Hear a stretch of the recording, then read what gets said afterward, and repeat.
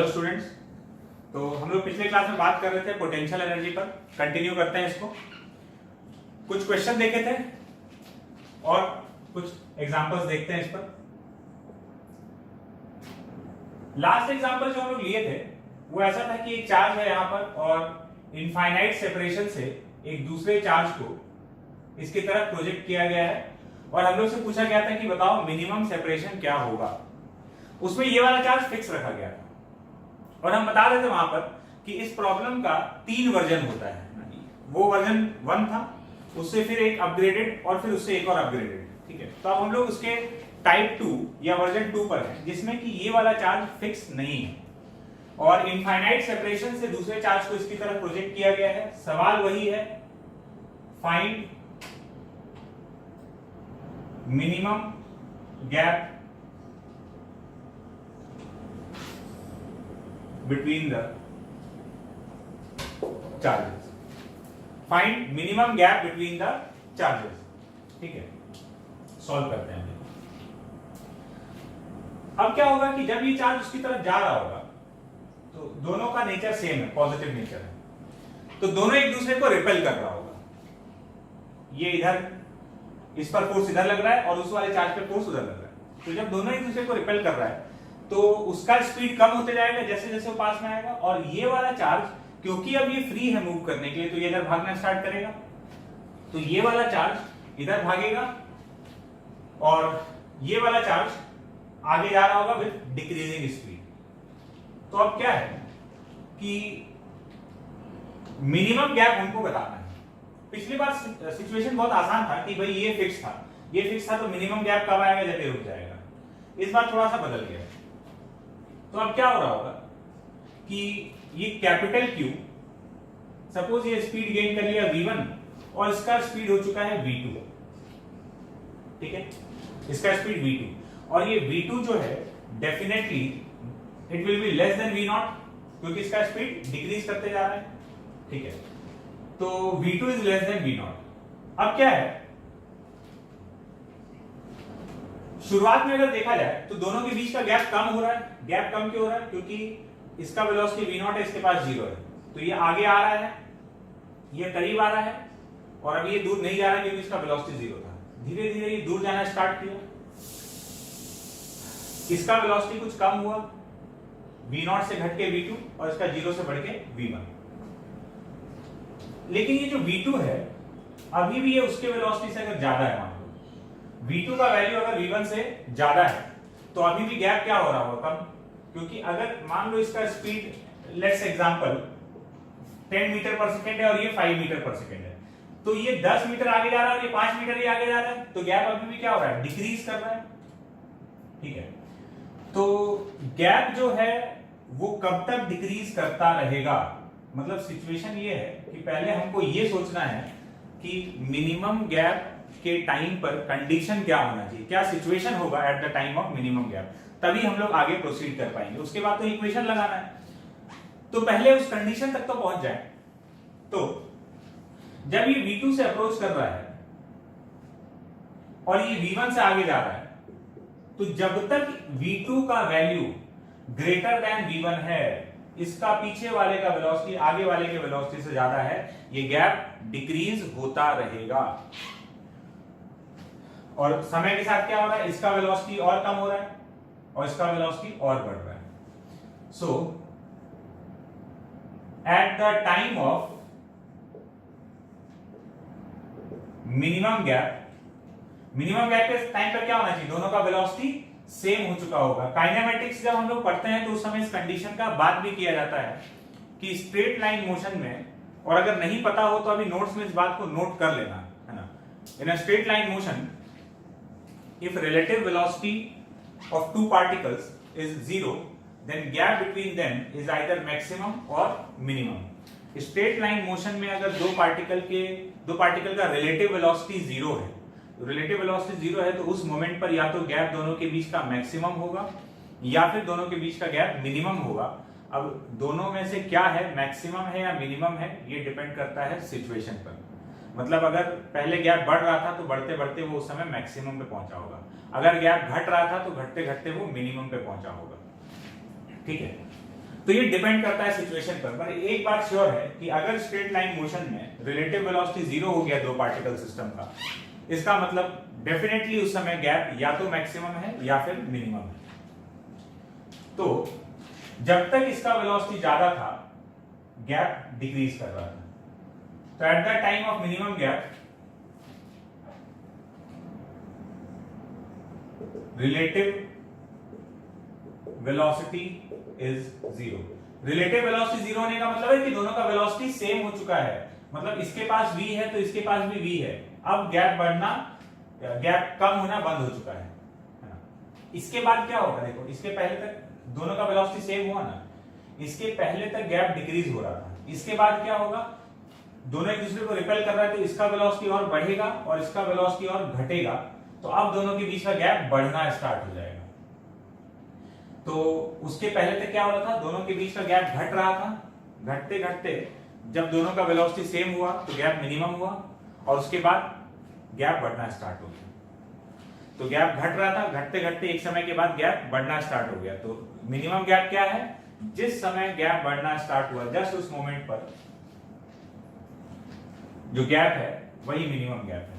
Eight the time of minimum gap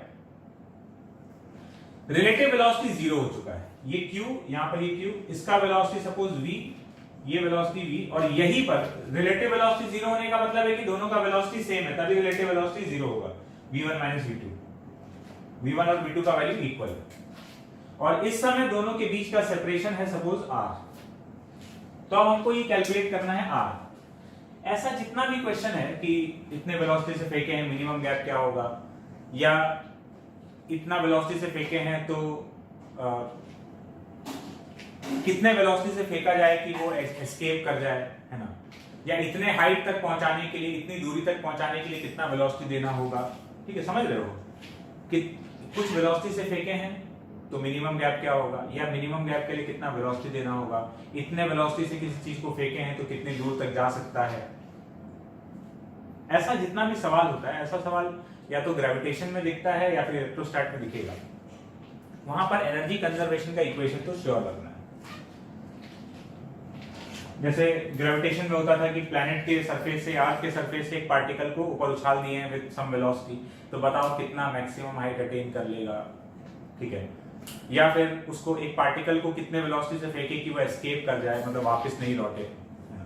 तो ऐसा जितना भी सवाल है उसमें एनर्जी कंजर्वेशन लगता है। तो यहां पर हम लोग मैकेनिकल एनर्जी कंजर्वेशन लगा देंगे, MEC, मैकेनिकल एनर्जी कंजर्वेशन। यहां पर दो वेरिएबल है अपने पास, एक तो ये फाइनल वेलोसिटी दोनों का v और ये सेपरेशन r। अप्लाई करते हैं मैकेनिकल एनर्जी कंजर्वेशन। शुरुआत में पोटेंशियल एनर्जी कितना है, तो पोटेंशियल एनर्जी है 0, क्यों, सेपरेशन इनफाइनाइट है। पोटेंशियल एनर्जी 0, काइनेटिक एनर्जी कितना है, हाफ m v0 स्क्वायर।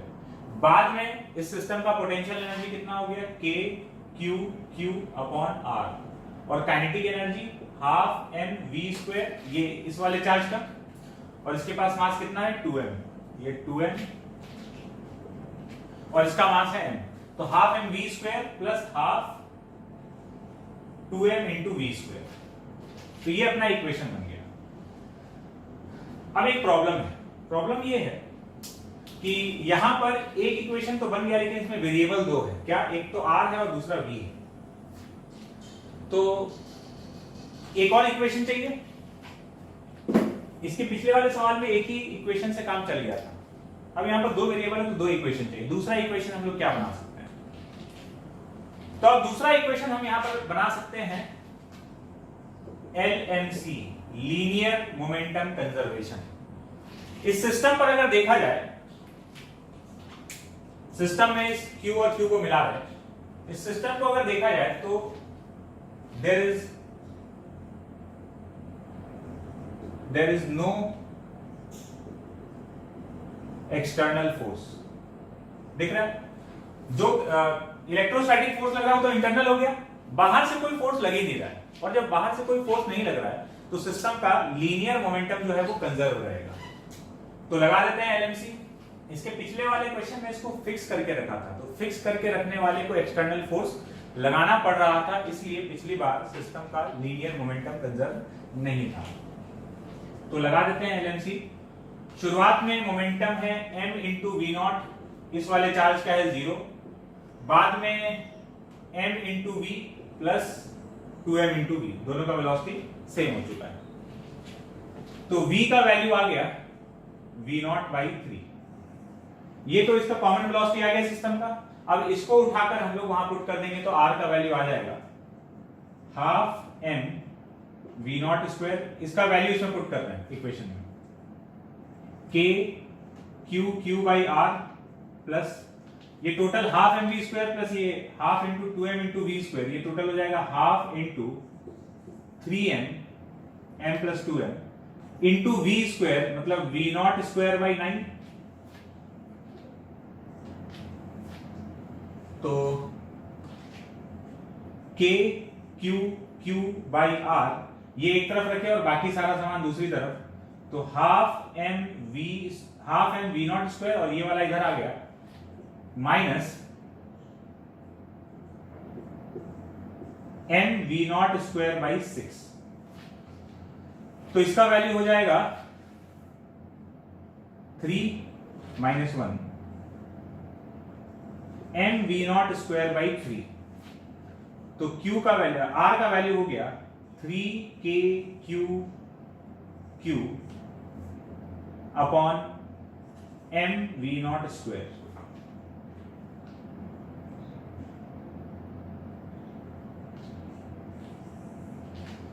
ये हो गया दोनों के बीच का मिनिमम सेपरेशन।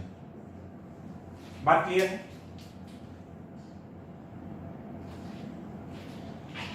तो हम लोग क्या किए, हम लोग मैकेनिकल एनर्जी कंजर्वेशन लगाए। अच्छा, मैकेनिकल एनर्जी कंजर्वेशन कब लगाया जाता है? जब कोई भी नॉन कंजर्वेटिव फोर्स का वर्क सिस्टम पे मौजूद नहीं है। Non conservative force, example friction, है ना। तो नॉन कंजर्वेटिव फोर्स का वर्क मौजूद नहीं हो तो हम मैकेनिकल एनर्जी कंजर्वेशन लगा सकते हैं। और लीनियर मोमेंटम कंजर्वेशन कब लगा सकते हैं? जब कोई एक्सटर्नल फोर्स मौजूद नहीं हो, है ना। कोई भी एक्सटर्नल फोर्स सिस्टम में अगर नहीं लग रहा है तो हम लीनियर मोमेंटम कंजर्वेशन लगा सकते हैं। बात क्लियर है? चलते हैं इस सवाल के वर्जन 3 पर।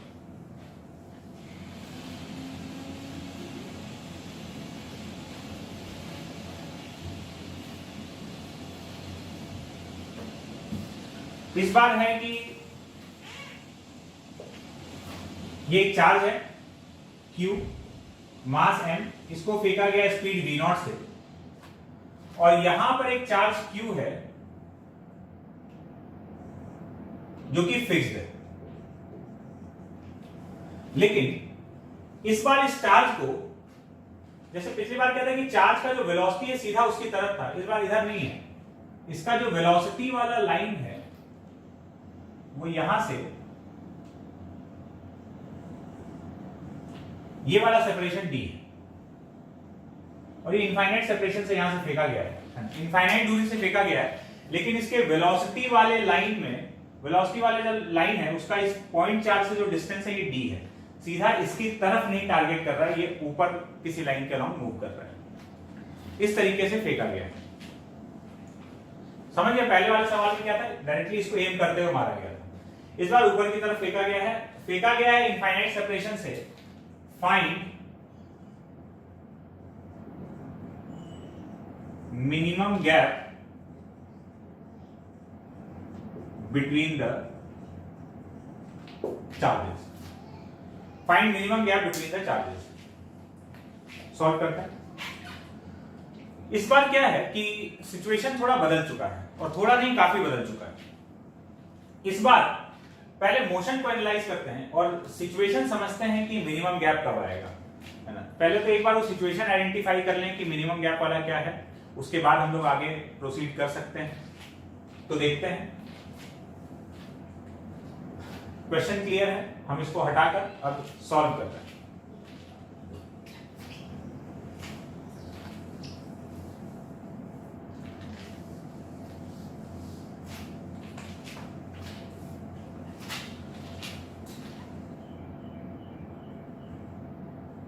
यहां पर चार्ज है ये फिक्स्ड वाला, ये फिक्स्ड चार्ज हो गया। और ये इनफाइनाइट सेपरेशन से ये क्यू चार्ज को फेंका गया v नॉट स्पीड से। अब क्या है कि जब ये ऐसे जा रहा होगा तो ये वाला चार्ज इसको रिपेल कर रहा होगा, रिपेल तो ये भी हो रहा होगा लेकिन ये तो फिक्स है, तो ये वाला चार्ज तो कहीं मूव नहीं कर सकता, ये वाला चार्ज इसको रिपेल कर रहा होगा।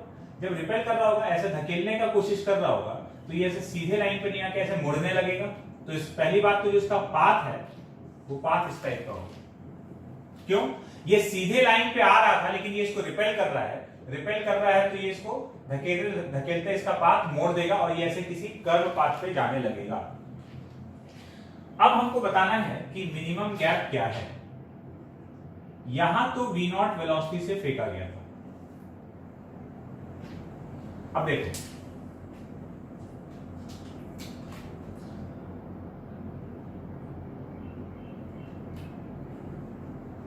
मिनिमम गैप का हम लोग सिचुएशन देखने वाले हैं कि मिनिमम गैप के टाइम पर हो क्या रहा होगा। यहां पे चार्ज है, इसका वेलोसिटी इधर है, जो भी है सपोज v1 है। इस v1 का दो कंपोनेंट अगर करोगे, इस वेलोसिटी का दो कंपोनेंट करोगे तो एक इधर आएगा, एक इधर आएगा, एक इस लाइन के पैरेलल, एक इस लाइन के परपेंडिकुलर। ऐसा क्यों किए हैं अभी बात समझ में आएगा, थोड़ा और आगे चलते हैं। अब इसका वेलोसिटी इधर है, टेंजेंशियल डायरेक्शन में v2, इसका एक कंपोनेंट कुछ इधर आएगा और एक कंपोनेंट इसके परपेंडिकुलर। अब क्या हो रहा है, इस चार्ज को इसको ज्वाइन करने वाला लाइन जो है, देख रहे हो, सबसे पहले ये लाइन ऐसे था, ये लाइन ऐसे घूमते घूमते छोटा भी होते जा रहा है। सबसे पहले इस कैपिटल क्यू स्मॉल क्यू को ज्वाइन करने वाला लाइन इनफाइनाइट लेंथ का था, अब कुछ फाइनाइट लेंथ हो चुका है, तो दोनों को ज्वाइन करने वाला लाइन छोटा हो रहा है, मतलब दोनों के बीच का गैप डिक्रीज कर रहा है। और साथ में ये लाइन रोटेट भी कर रहा है, पहले ऐसे था, फिर घूमते ऐसे हो गया, फिर ऐसे। ये चार्ज यहां होगा, कभी यहां होगा, कभी यहां होगा, तो इस चार्ज को उस चार्ज से ज्वाइन करने वाला लाइन लगातार रोटेट भी कर रहा है और साथ में उस लाइन का लेंथ चेंज भी हो रहा है। और चेंज में क्या हो रहा है, छोटा होता जा रहा है। पहले इनफाइनाइट लेंथ था, घटते घटते घटते छोटा होते जा रहा है। अब समझने वाला बात यह है कि ये जो वेलोसिटी दिख रहा है, इसका एक कंपोनेंट इसके अलाउंग ये वाला है, आ रहा है, इसको हम v पैरेलल बोल देते हैं। लेट्स से v पैरेलल और ये v परपेंडिकुलर, ये इसका v पैरेलल और ये v परपेंडिकुलर। पैरेलल इस लाइन के अलाउंग कंपोनेंट, परपेंडिकुलर इस लाइन के परपेंडिकुलर। तो ये पैरेलल वाला कंपोनेंट क्या कर रहा है, ये इन दोनों के बीच के गैप को कम कर रहा है। ये पैरेलल वाला कंपोनेंट इधर आ रहा है, तो इसका पर्पस क्या है, दोनों चार्जेस के बीच का गैप डिक्रीज करना। और ये परपेंडिकुलर वाला कंपोनेंट क्या कर रहा है, इस लाइन को रोटेट करा रहा है, लगातार रोटेट कराते जा रहा है। तो हम जो वेलोसिटी का दो कंपोनेंट किए हैं, एक लाइन के अलोंग और एक लाइन के पैरेलल, अलोंग वाला कंपोनेंट दोनों के बीच के गैप को कम कर रहा है और परपेंडिकुलर वाला कंपोनेंट इस लाइन को रोटेट कराता जा रहा है लगातार। तो गैप कम करने में किसका रोल है, गैप को कम करने या गैप को चेंज करने में जो रोल है वो v पैरेलल का है। v परपेंडिकुलर तो क्या कर रहा है, बस दोनों के बीच का जो ज्वाइन करने वाला जो लाइन है उस लाइन को घुमा रहा है, वो उस लाइन के लेंथ को चेंज नहीं कर रहा है। इसका मतलब अच्छा, और ये वाला जो कंपोनेंट है, क्योंकि ये वेलोसिटी लगातार चेंज हो रहा होगा, ये पैरेलल वाला कंपोनेंट भी लगातार बदल रहा होगा, ये रिपेल कर रहा है ना, रिपेल कर रहा है, तो इस कंपोनेंट में बदलाव आ रहा होगा।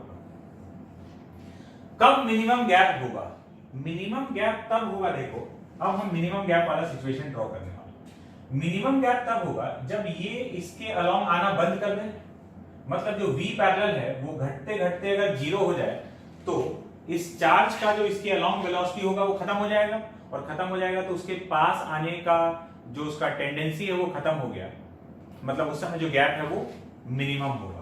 कैसे देखना, बात समझ में आएगा। अभी सपोज यहां कहीं है, इस समय जो इसका वेलोसिटी है लेट्स से v3, ये v3 पूरा का पूरा परपेंडिकुलर ही है। इस मोमेंट पर जो गैप होगा सपोज r, यही मिनिमम गैप है। क्यों यही मिनिमम गैप है, ये जो r है इस समय, यही मिनिमम गैप हो गया, यही लिख देते हैं, यही मिनिमम गैप है, क्योंकि इसके बाद का सिचुएशन देखो, सपोज यहां पहुंच गया और वेलोसिटी है v4। इस बार जो v4 है उसका फिर से अगर दो कंपोनेंट करोगे तो इस बार जो इस लाइन के अलॉन्ग वाला कंपोनेंट आना है वो ऐसे आना है, v पैरेलल और v परपेंडिकुलर। तो इस बार v पैरेलल कहां गया, अवे फ्रॉम द चार्ज। तो अब ये v पैरेलल का काम था गैप चेंज करना, तो ये v पैरेलल इस बार गैप को क्या कर रहा है, बढ़ा रहा है, और इसके पहले तक v पैरेलल क्या कर रहा था, गैप को कम कर रहा था। इस मोमेंट पर आकर v पैरेलल का वैल्यू 0 होगा। उसके पहले तक वो गैप कम कर रहा था, उसके जस्ट बाद से गैप बढ़ाना चालू कर दिया, मतलब इसी समय गैप मिनिमम होगा। किस समय, जिस समय जो इसका वेलोसिटी है q का वो इन दोनों को ज्वाइन करने वाले लाइन के परपेंडिकुलर है। बात समझ में आया? तो ये तो हो गया मिनिमम गैप का कंडीशन। अब हम तुमको एक जनरलाइज कंडीशन बता देते हैं, ठीक है? पहले स्ट्रेट लाइन मोशन के लिए बात कर रहे थे ना, दो पार्टिकल के बीच का गैप, चाहे वो स्ट्रेट लाइन मोशन में हो चाहे नहीं हो, जैसे यहां स्ट्रेट लाइन मोशन नहीं है, दो पार्टिकल के बीच का गैप मिनिमम तब होता है जब दोनों को ज्वाइन करने वाले लाइन के अलोंग रिलेटिव वेलोसिटी 0 होता है। इस परपेंडिकुलर डायरेक्शन में रिलेटिव वेलोसिटी बचा हुआ हो तो कोई दिक्कत नहीं है, क्योंकि ये वाला कंपोनेंट तो उसको घुमाने का काम करेगा। गैप चेंज करने का काम अलोंग वाला कंपोनेंट करता है। तो जब दो पार्टिकल को ज्वाइन करने, ये बात लिख लेना, बहुत जबरदस्त काम का बात है ये, कि जब भी दो पार्टिकल को ज्वाइन करने वाले लाइन के अलोंग रिलेटिव वेलोसिटी 0 है, उस लाइन के अलोंग खाली बात हो रहा है ना, टोटल रिलेटिव वेलोसिटी का बात नहीं हो रहा है। दो पार्टिकल को ज्वाइन करने वाले लाइन के अलोंग जब रिलेटिव वेलोसिटी 0 है तो पक्का है कि उस समय दोनों के बीच का गैप या तो मिनिमम है या फिर मैक्सिमम है। अब चाहे वो स्ट्रेट लाइन मोशन हो चाहे नहीं हो, ये एकदम जनरलाइज स्टेटमेंट है हर जगह के लिए। क्या, फिर से सुनना, दो पार्टिकल को ज्वाइन करने वाले लाइन के अलोंग अगर रिलेटिव वेलोसिटी 0 है तो दो पार्टिकल को ज्वाइन करने वाले लाइन के अलोंग रिलेटिव वेलोसिटी कब 0 होगा, जब इस लाइन के अलोंग दोनों का वेलोसिटी सेम होगा, तभी इस लाइन के अलोंग रिलेटिव वेलोसिटी 0 होगा। तो उस मोमेंट पर क्या होगा, उस मोमेंट पर दोनों के बीच का गैप या तो मिनिमम है या फिर मैक्सिमम है। तो हमको सिचुएशन तो पता लग गया कि मिनिमम गैप कब है, भाई इस समय मिनिमम गैप है जब इसका वेलोसिटी परपेंडिकुलर है। तो इस v3 को हम v बोल देते हैं, ठीक है? कभी v1 था, v2, v3, v4। तो इस समय जो velocity, let's say this is v। अब वही बात है कि हमको मिनिमम गैप चाहिए, तो यहां पर मिनिमम गैप हम क्या करेंगे, यहां से यहां तक श्योर है, एक इक्वेशन तो पक्का है, कौन सा, मैकेनिकल एनर्जी कंजर्वेशन। तीनों क्वेश्चन में एक बात कॉमन है, mechanical energy conservation, MEC apply करते हैं। इनिशियली पोटेंशियल एनर्जी कितना है, 0, इनफाइनाइट सेपरेशन पर है। काइनेटिक एनर्जी कितना है, हाफ mv0²। बाद में पोटेंशियल एनर्जी कितना है, जब यहां पहुंचा तो kQ/r। और काइनेटिक एनर्जी कितना है, हाफ m, इस समय का वेलोसिटी v है, हाफ mv²। ये अपना इक्वेशन 1 हो गया।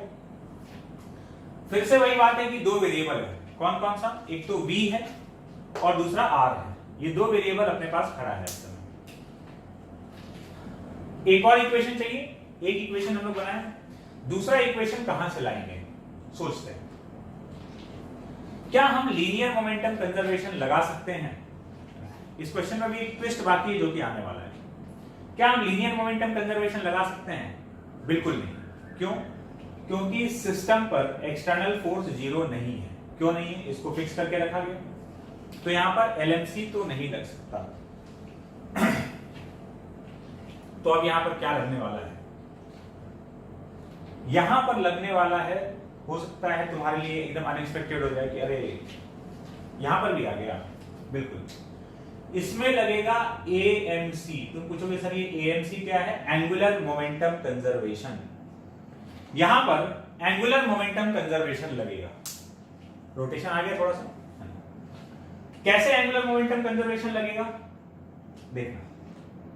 अच्छा, एंगुलर मोमेंटम कंजर्वेशन जब भी लिखा जाता है तो किसी पॉइंट या किसी एक्सिस के अबाउट बात हो रहा होता है, तो यहां पर एंगुलर मोमेंटम कंजर्वेशन लगेगा किसके about? About capital Q. Capital Q के अबाउट एंगुलर मोमेंटम कंजर्व है। कैसे कंजर्व है देखो, इस चार्ज का एंगुलर मोमेंटम कंजर्व है अबाउट पॉइंट क्यू। तो कैसे है ये बात समझने के लिए पहले एंगुलर मोमेंटम कंजर्वेशन का कंडीशन पता होना चाहिए। तो भाई एएमसी का कंडीशन क्या है? कंडीशन ये है कि एक्सटर्नल टॉर्क जीरो होना चाहिए, है ना, या टॉर्क जीरो होना चाहिए। इसको हम देख रहे हैं, मेरे सिस्टम में खाली ये है, तो इस पर टॉर्क जीरो होना चाहिए। किसके अबाउट हम बात करें? इसके अबाउट। तो देखो, इस पर जो फोर्स लग रहा है वो इलेक्ट्रोस्टैटिक फोर्स लग रहा है। किधर लग रहा है? दोनों को ज्वाइन करने वाले लाइन के अलाउंग। जैसे जब पार्टिकल यहां है, इस जगह पर है, तो ये वाला पार्टिकल इस पर इधर फोर्स दे रहा है, लेट्स से F1। जब ये यहां पहुंचा तो इधर फोर्स दे रहा है, ये इलेक्ट्रोस्टैटिक फोर्स है, बस वैल्यू बदलते जा रहा है F2। इस समय इधर लग रहा है F3 और इस समय इधर लग रहा होगा F4। तो किसी भी समय इसके अबाउट देखोगे तो R ये हुआ और F भी इधर हुआ, फोर्स और R सेम ही डायरेक्शन में है। तो जब हम इस पॉइंट के अबाउट इलेक्ट्रोस्टैटिक फोर्स का टॉर्क देखने जाएंगे तो R और F के बीच में हमेशा एंगल क्या बन रहा है? जीरो। ये फोर्स अगर ऐसे की जगह किसी एंगल वगैरह पे लग रहा होता तो टॉर्क आ जाता। R और F सेम डायरेक्शन में, टॉर्क का वैल्यू होता है R क्रॉस F। तो यहां पर पॉइंट Q के अबाउट हर समय इलेक्ट्रोस्टैटिक फोर्स का टॉर्क उस पार्टिकल पर क्या है? जीरो। इस समय भी इस पार्टिकल पर टॉर्क जीरो है। ये छोटा क्यू है यहां पर, फिर छोटा क्यू यहां पहुंचा, यहां पहुंचा, यहां पहुंचा। हर समय इलेक्ट्रोस्टैटिक फोर्स और जो पोजीशन है R वो सेम लाइन के अलोंग है, तो टॉर्क हो गया जीरो। और जब टॉर्क जीरो है तो एंगुलर मोमेंटम कंजर्व है। तो वही हम एएमसी लगा रहे हैं, angular momentum conservation about point Q. लिखते हैं एंगुलर मोमेंटम कंजर्वेशन का इक्वेशन लिखने में अगर दिक्कत है, ठीक है, तो रोटेशन के नोट्स में या बुक में, किसी बुक में एक बार जाके देख सकते हो कि कैसे लिखा जाता है ना। हम लोग को खाली यहाँ पे एंगुलर मोमेंटम लिखना है। अच्छा, एंगुलर मोमेंटम ऐसे थोड़ा सा याद दिला देते हैं। एक पार्टिकल के लिए लिखना होता है तो mvr sin थीटा, ठीक है, या mv into R perpendicular, mvr perpendicular या mvr sin थीटा भी लिखते हैं। और रिजिड बॉडी के लिए लिखना होता है तो I इंटू ओमेगा लिखते हैं। तो यहां पर एक पार्टिकल है अपने पास, इसका एंगुलर मोमेंटम लिख रहे हैं, तो देखना शुरुआत में इसका ये जो सिचुएशन ये था, ऐसा कुछ था, यहां पर चार्ज Q है और ये पार्टिकल v0 वेलोसिटी इसको ऐसे दिया गया है, ये वाला सेपरेशन कितना है? d। तो इसी को बोलते हैं, इस पॉइंट से यहां जो ये डिस्टेंस है यही r परपेंडिकुलर हो गया, इस वेलोसिटी वाली लाइन से परपेंडिकुलर डिस्टेंस d है। तो शुरुआत में इसका एंगुलर मोमेंटम, बाद में तो ये ऐसे चला गया, तो शुरुआत में जो वेलोसिटी वाली लाइन से परपेंडिकुलर डिस्टेंस है वो d के बराबर है। तो m v0 into r, sorry r नहीं d, ये d इसीलिए दिया था, जो शुरुआत में सेपरेशन दिया हुआ था, ये हो गया initial angular momentum. Final angular momentum कितना हो जाएगा? तो शुरुआत वाला हो गया m v0 इंटू d। बाद में इसका वेलोसिटी और ये डिस्टेंस, ये परपेंडिकुलर है v और r, तो इसका एंगुलर मोमेंटम हो जाएगा mvr। ये हो गया इसका एंगुलर मोमेंटम। इसमें से m कैंसिल हो गया और अपने पास r का वैल्यू या v और r में रिलेशन आ गया, v का वैल्यू लिख सकते हैं v0 d by r।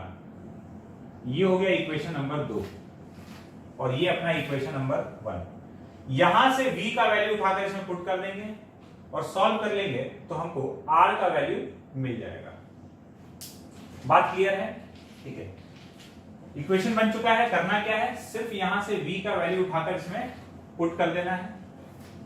r में क्वाड्रेटिक बनेगा, क्वाड्रेटिक सॉल्व कर लोगे आ जाएगा। तो इसके बाद खाली कैलकुलेशन है, मेन बात जो था क्वेश्चन का जो क्रंच था वो आ चुका है।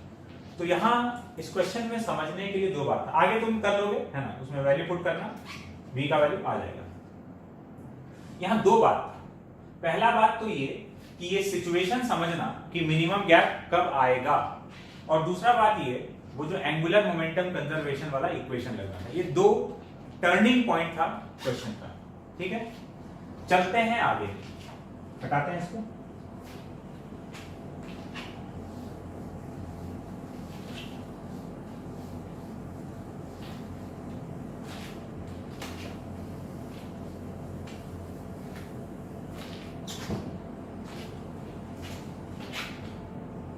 एक और एग्जांपल देखते हैं।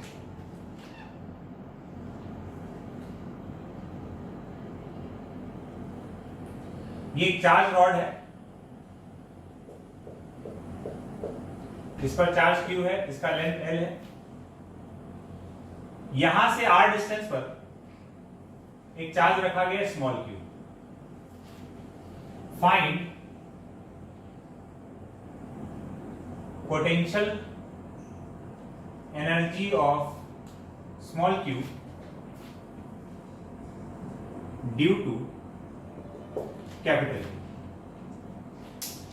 इसका पोटेंशियल एनर्जी बताना है इस रॉड की वजह से, इस पे जो चार्ज कैपिटल Q फैला हुआ है उसकी वजह से इसका पोटेंशियल एनर्जी बताना है। सॉल्व करते हैं। पोटेंशियल एनर्जी लिखने के लिए हमको पता है कि 2 पॉइंट चार्जेस का अगर सिस्टम है तो K Q1 Q2 by R उस सिस्टम का पोटेंशियल एनर्जी होगा, ये अभी तक हम लोग जानते हैं। अब यहां पर क्या है कि अगर इसकी जगह एक पॉइंट चार्ज रखा होता तो सीधा K Q by R हो जाता, लेकिन अब यहां पर एक कंटिन्यूअस सिस्टम आ गया, और जब भी ऐसा आ गया तो हम लोग क्या करेंगे, हम लोग इंटीग्रेट करने वाले हैं पोटेंशियल एनर्जी के कैलकुलेशन के लिए। बात क्लियर है? तो करते हैं कैसे। यहां पर एक छोटा सा टुकड़ा लेंगे, उसका इसके साथ पोटेंशियल एनर्जी लिखेंगे, फिर एक छोटा सा टुकड़ा लेंगे, उसका इसके साथ लिखेंगे, ऐसा सारा पेयर ऐड करते जाएंगे तो पोटेंशियल एनर्जी आ जाएगा। करते हैं।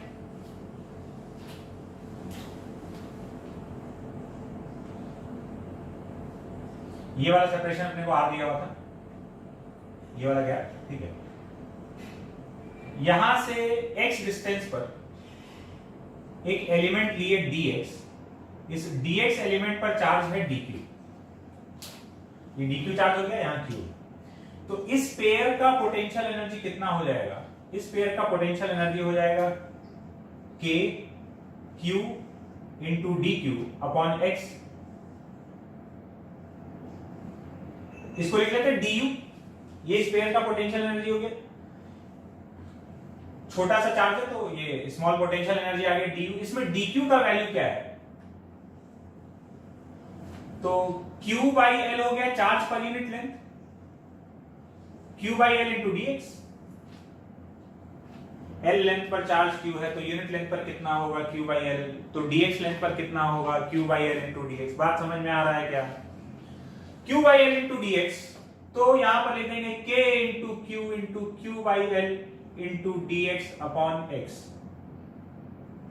मेरा जो x है वो कभी कभार n जैसा दिख सकता है ना, बट ध्यान रखना है हम बोल ही रहे हैं x है तो x है वो, है ना, कंफ्यूज नहीं होना है।